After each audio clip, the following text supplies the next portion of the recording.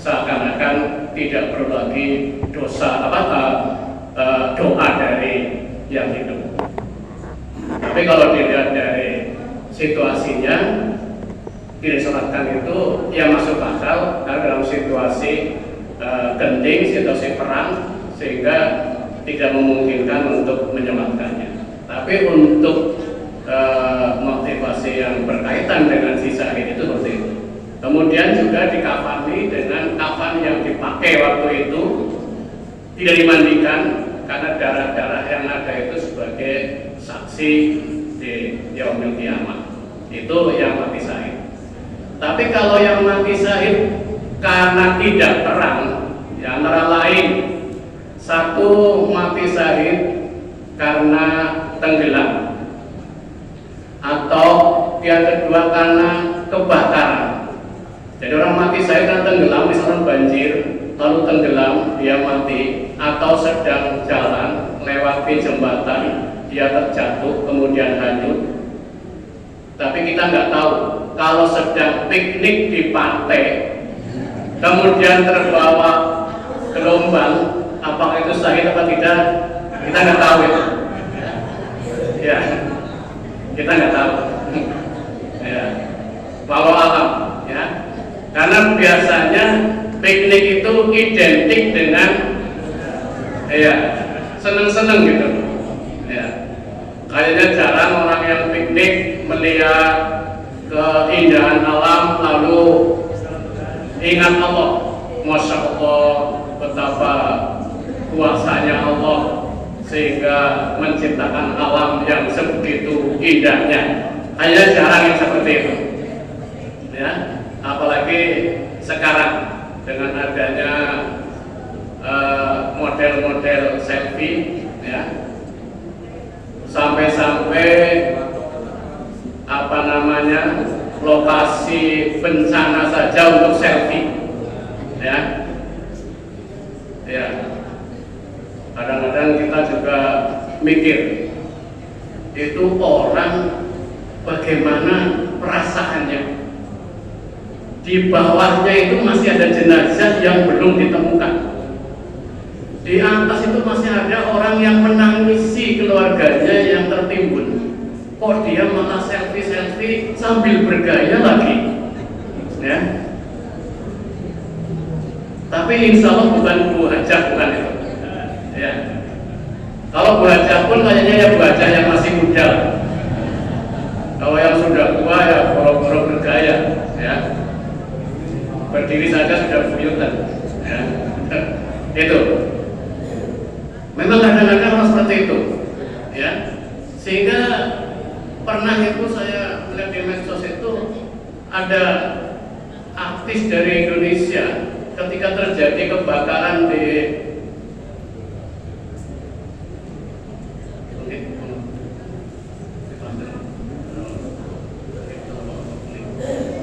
itu.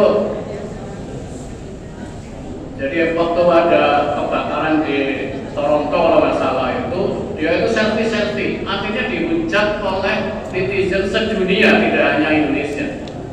Itu adalah termasuk kelemahan bangsa kita yang kurang empati terhadap saudara yang sedang kesusahan. Itu seperti itu.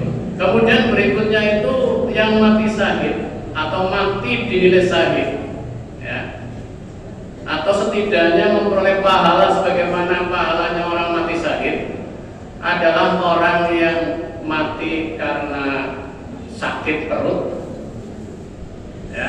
Ada yang mati karena wabah, seperti kemarin pada waktu musim corona itu kan banyak saudara kita yang meninggal, itu juga masuk kategori mati syahid. Kemudian ibu yang mati karena melahirkan, ya, ibu yang mati karena melahirkan. Nah, ini antara lain yang mensyahid. Tadi orang tenggelam saja itu mati syahid. Kemudian kebakaran mati syahid. Lebih-lebih mereka yang mati karena bencana longsor. Itu kan dia itu lebih parah daripada tenggelam, gitu. Ini mati syahid itu. Artinya dia itu memperoleh pahala sebagai pahala orang mati syahid, hanya saja dia jenazahnya itu dirawat sebagaimana umumnya orang meninggal, orang mukmin. Ya. Tapi yang tenggelam, yang melahirkan, yang itu kebakaran, lalu yang karena wabah, itu harus dilandasi dulu dengan keimanan. Artinya tetap harus orang yang beriman. Ya. Itu seperti itu. Jadi kunci utamanya itu memang imannya dulu. Nah, kemudian yang kadang tidak kita sadari itu atau tidak kita ketahui adalah orang yang mati karena mempertahankan hartanya. Ya. Jadi misalkan ada seseorang mau dirampok atau mau dijamret, kemudian dia melawannya, ya, mempertahankan miliknya, itu juga masuk kategori mati syahid. Ini salah satu contoh, ya. Saya bacakan hadis ini saja, ya. Karena selama ini kalau ada orang mati membela hartanya itu, kadang-kadang orang itu mengatakan mangas teman beri difekna bae ditoi pati. Nah, ada seperti itu. Padahal menurut Nabi nggak begitu. Ya. Ini ada hadis yang unik.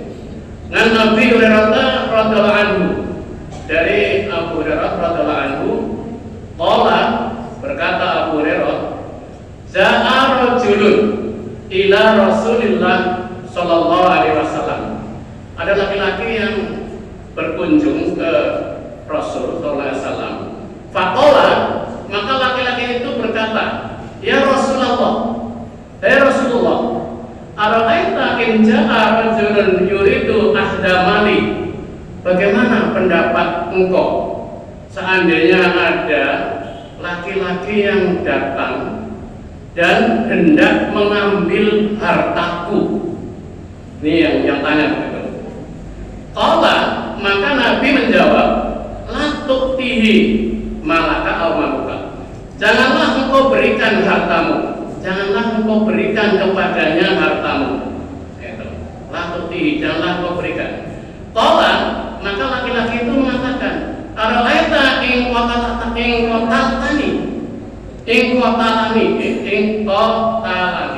ya.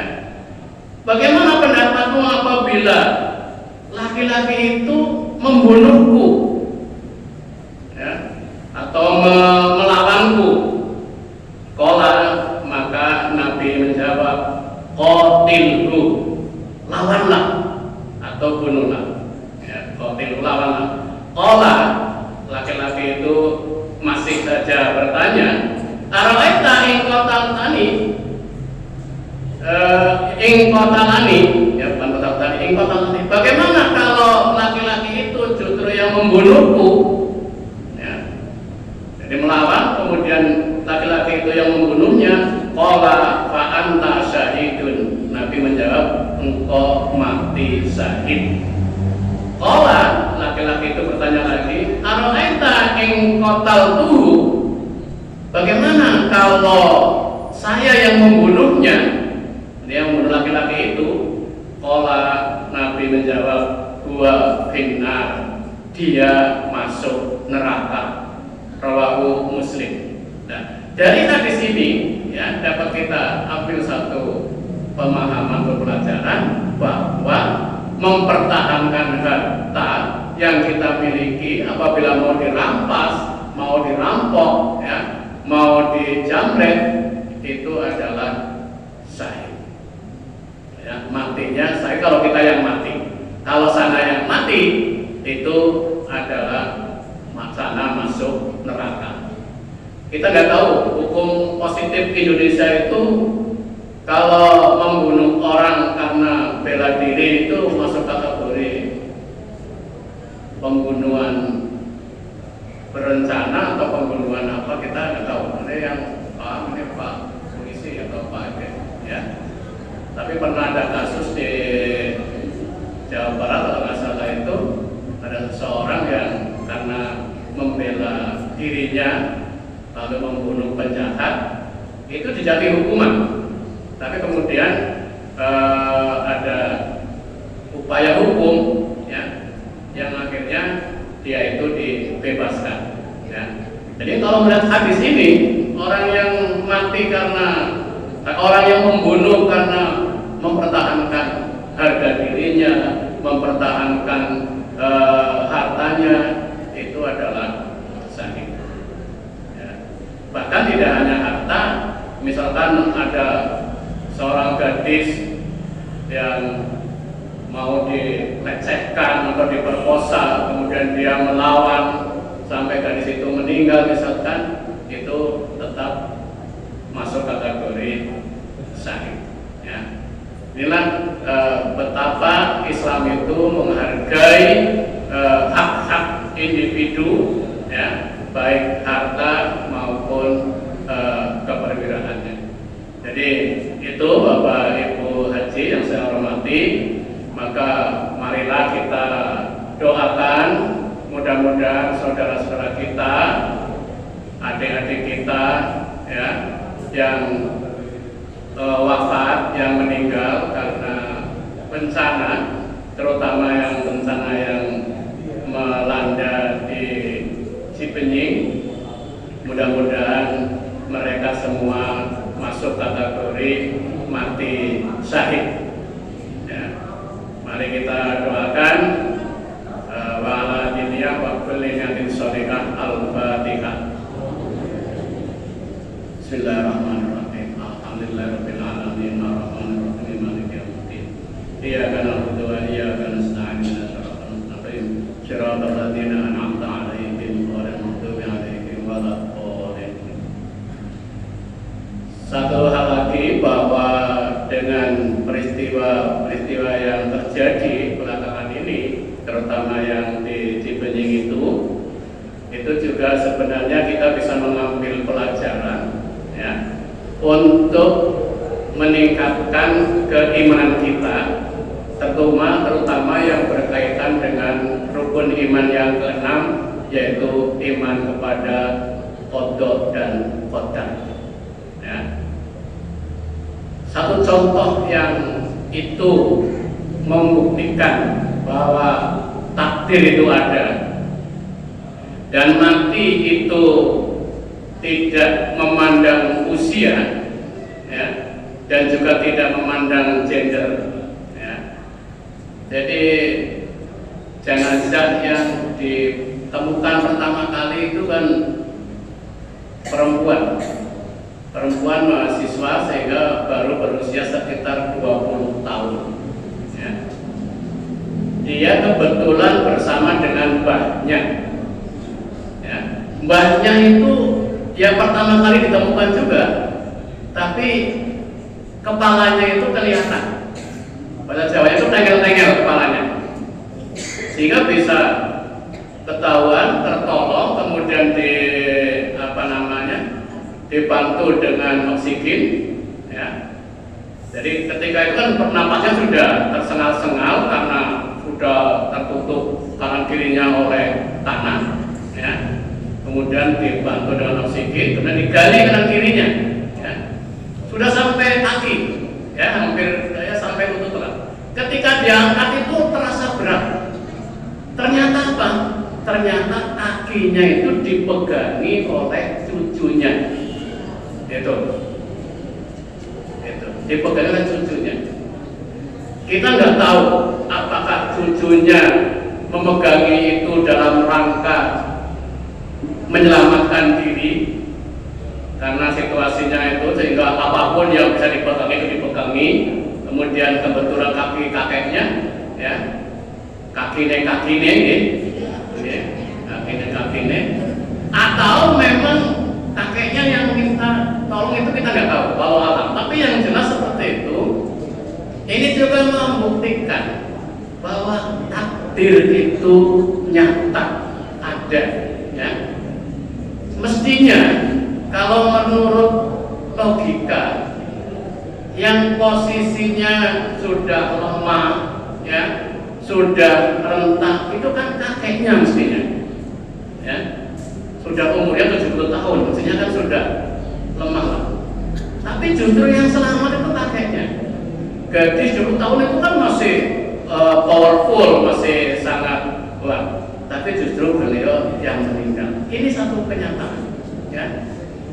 Ada juga yang pulang yasinan, ya, kemudian baru mau ke rumah mendengar gemuruh, kemudian dia ngundang-undang istri dan anaknya, belum sempat buka pintu sudah ke bawah arus lumpur, sehingga dia terbawa sampai ngakunya itu 15 meter, ya, dan bisa selamat. Ini juga satu hal yang, ya, kalau orang Jawa mengatakan dilalah, ya, iya kan, dilalain, ya, tahlilan, ya. Tapi sebenarnya itulah takdir Allah yang sedang mengejawantah, ya, sedang diperlihatkan kepada kita. Karena itulah, karena takdir itu kita nggak tahu, terutama tentang mati. Tentang mati itu kita nggak ada yang tahu kapan, di mana, dan apa sebabnya. Kita nggak tahu. Karena itulah kita tidak boleh merasa aman ketika dimanapun, ya. Kita tinggal di daerah yang ampah, jangan merasa aman, sangat mungkin kebanjiran. Kita tinggal di pegunungan, jangan merasa aman, di gunung bisa saja kena longsor seperti itu. Kita tinggal di pantai, jangan merasa aman, bisa saja kena tsunami, ya. Bahkan daerah yang selama ini dirasa tidak pernah terjadi bencana musibah itu bisa kena puting beliung dan sebagainya. Dan kenyataan yang tidak terbantah bahwa orang meninggal sebagian banyak itu di atas tempat tidur. Maka kita jangan merasa aman di tempat tidur. Karena itulah sebelum tidur kita berdoa. Ketika bangun kita juga bersyukur masih bisa bangun. Sebelum tidur berdoa, karena kita nggak tahu apakah itu tidur terakhir atau bukan. Itulah, ya, yang bisa kita ambil pelajaran dari peristiwa-peristiwa yang kebetulan sedang menimpa saudara-saudara kita, sehingga mudah-mudahan mereka bersabar. Kita yang tidak tertimpa musibah bersyukurnya bisa kita wujudkan. Tidak hanya bagaimana agar kita ibadahnya meningkat, tapi kita wujudkan dengan meringankan beban mereka. Ada yang mengatakan kalau bisa kita membantu banyak orang. Kalau tidak bisa membantu banyak orang, membantu sebagian kecil orang. Kalau tidak bisa, membantu satu orang. Kalau tidak bisa, jangan menyakiti orang. Itu yang penting, ya. Kalau semuanya nggak bisa, jangan menyakiti orang. Saya kira bisa. Semua orang saya kira bisa untuk tidak menyakiti orang lain. Saya kira itu. Terima kasih atas semuanya, dan juga